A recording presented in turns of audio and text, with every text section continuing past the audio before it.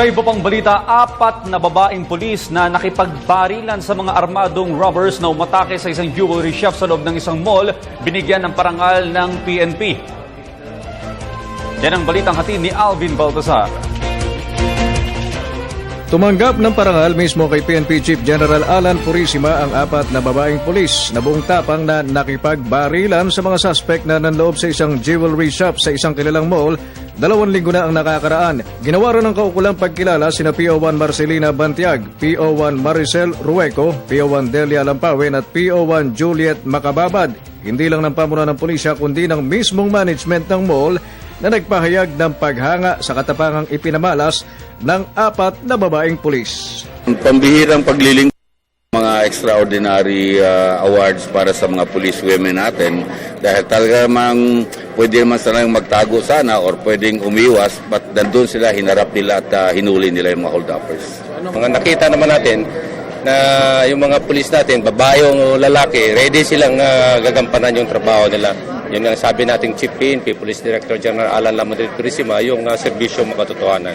Si PO1 Macababad ang sinasabing nakatama ng isa sa mga kawatang umatake sa jewelry shop na natsyempuan ng matapang na pulis papalabas ng mall. Nung lumabas yung taong nagpaputok ng baril, tama-tama, clear shot na siya nung lumabas siya. So doon ko naman siya binaril siya.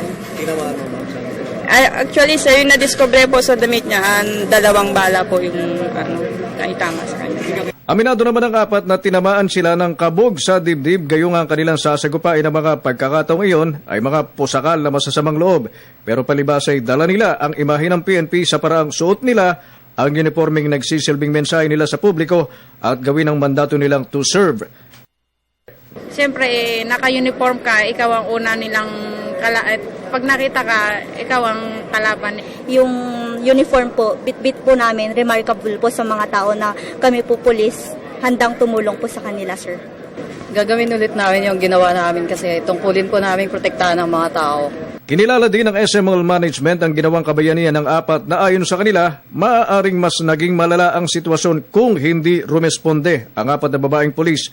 Bahagi ng pagkilala sa 4 ay ang pagkakaloob sa mga ito ng 1 taong grocery supply na kung saan 5,000 piso kada buwan ang maaari ng ipamili ng 4 na Hero Cup buwan-buwan. 1 year supply of groceries for each one of them. Sir, worth magkano yun? 5,000 per month yan. For each one. Para sa Telebisyon ng Bayan, Alvin Baltazar.